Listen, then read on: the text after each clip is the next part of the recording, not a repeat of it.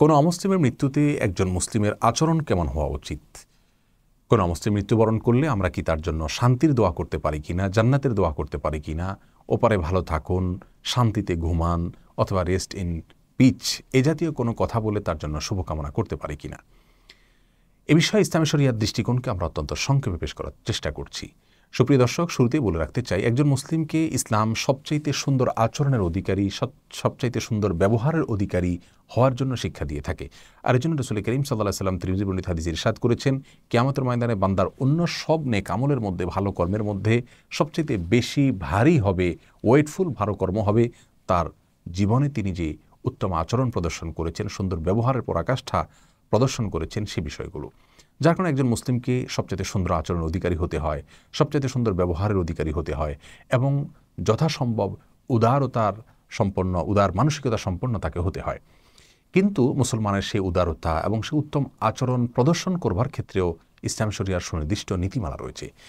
একজন অমুসলিমের সঙ্গে জীবদ্দশায় আমাদের আচার আচরণ কেমন হওয়া উচিত, এই বিষয়ে বিস্তারিত একটি ভিডিওতে আমরা আলোচনা করেছি কোরআন ও সুন্নাহর আলোকে। সূরা মুমতাহানার ৮ নম্বর আয়াত সহ আরও বিভিন্ন জায়গায় আল্লাহ সুবহানাহু ওয়া তাআলা জীবদ্দশায় সাধারণ অমুসলিমদের সাথে আমাদের সুন্দর আচরণ করার, ন্যায়নিষ্ঠভাবে চলার ব্যাপার দিকে কোনো নির্দেশনা দিয়েছেন। কিন্তু মৃত্যুবরণ করার পর একজন অমুসলিমের প্রতি আমাদের আচরণ কেমন হওয়া উচিত সেটি হলো আজকের আলোচ্য বিষয়। মৃত্যুবরণ করার পর যদি তিনি সাধারণ অমুসলিম থেকে থাকেন, অর্থাৎ তার জীবদ্দশায় তিনি কেউ মুসলমানদের বিরুদ্ধে শত্রুতায় লিপ্ত ছিলেন না, ষড়যন্ত্রে লিপ্ত ছিলেন না, মুসলমানদেরকে কষ্ট দেননি, তাহলে সেক্ষেত্রে এরকম অমুসলিমের মৃত্যুর পরে আমাদের মধ্যে খারাপ লাগা কাজ করবে এই দৃষ্টিকোণ থেকে যে লোকটি যদি ঈমান নিয়ে যেতে পারতেন, সত্যের আলো পেয়ে যেতে পারতেন, তাহলে তো তিনি জান্নাতে যেতে পারতেন, অনন্ত অসীমকালের জান্নাতে থাকার সুযোগ থেকে তিনি বঞ্চিত হলেন। এই জায়গা থেকে আমার মধ্যে আফসুস এবং আক্ষেপ থাকবে, খারাপ লাগা কাজ করবে। এটা খুবই স্বাভাবিক একটি বিষয় এবং এটা প্রশংসনীয় বরং নির্দেশিত। এর বিপরীতে যদি কোনো অমুসলিম মুসলমানদের বিরুদ্ধে, ইসলামের বিরুদ্ধে তার জীবদ্দশা ষড়যন্ত্রে লিপ্ত ছিলেন, ক্ষতি সাধন করার চেষ্টা করেছেন, মুসলমানদেরকে বিপদগামী করে বেড়াতেন, এরকম অমুসলিমের মৃত্যুর পর একজন মুসলিম হিসাবে আমাদের মধ্যে ভালো লাগা কাজ করবে। এটাই হলো স্বকীয় এবং সম্পূর্ণভাবে প্রকৃতিগত একটি বিষয়। কারণ আমাকে হত্যা করবার জন্য কেউ উদ্যত হয়েছে, আমার দিকে অগ্রসর হচ্ছে, এমত অবস্থায় সে যদি পড়ে মৃত্যুবরণ করে, তাহলে সেক্ষেত্রে সন্দেহাতীতভাবে আমি প্রশান্তির নিঃশ্বাস ফেলব যে আল্লাহ তাআলা আমাকে রক্ষা করেছেন।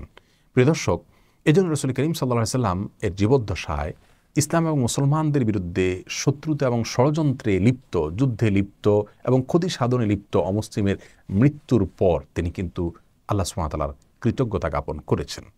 অতএব আমরা কোন মুসলিমের মৃত্যুর পর কেমন আচরণ করবে সে বিষয়টি জানলাম। দোয়ার বিষয়ে বলতে চাই যে সব ধরনের অমুসলিম তিনি যেরকমই হন না কেন, তাদের মৃত্যুর পর তাদের জন্য শান্তির দোয়া করা, জান্নাতের দোয়া করা এবং ওপারে ভালো থাকুন বা মৃত্যুর পরে সুখে থাকুন, এই টাইপের দোয়া করা, এটা আমাদের জন্য আমাদের বিশ্বাসের সঙ্গে সম্পূর্ণ অসঙ্গতিপূর্ণ একটি বিষয়।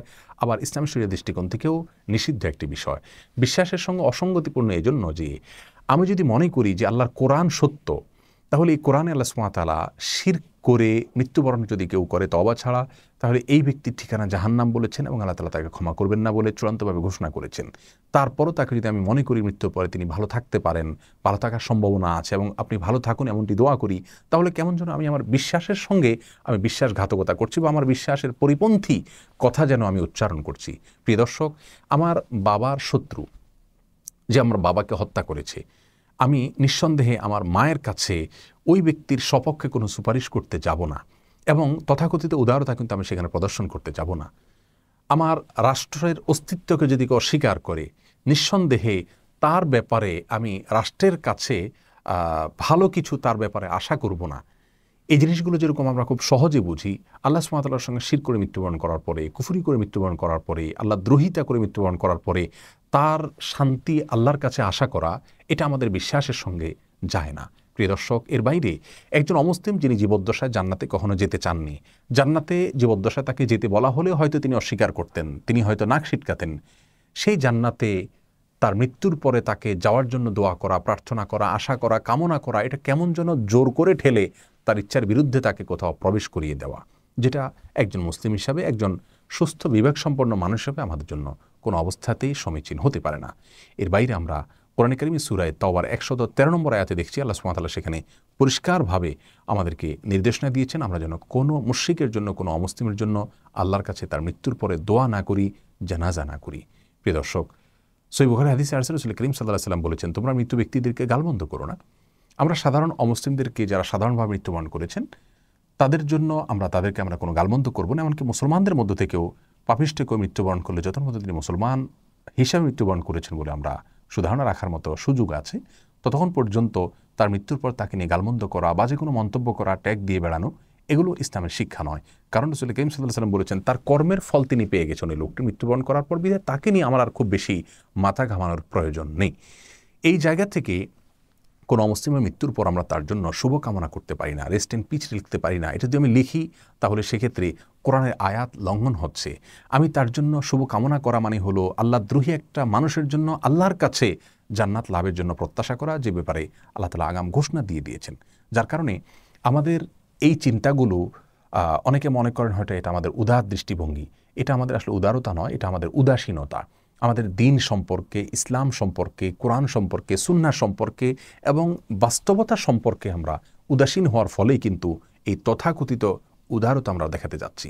আল্লাহ তাআলা আমাদের সকলকে সব ক্ষেত্রে সুস্থ, শুদ্ধ এবং যৌক্তিক চিন্তাধারাকে লালন করার তৌফিক দান করুন, কোরআন এবং সুন্নাহর অনুসরণ করার তৌফিক দান করুন।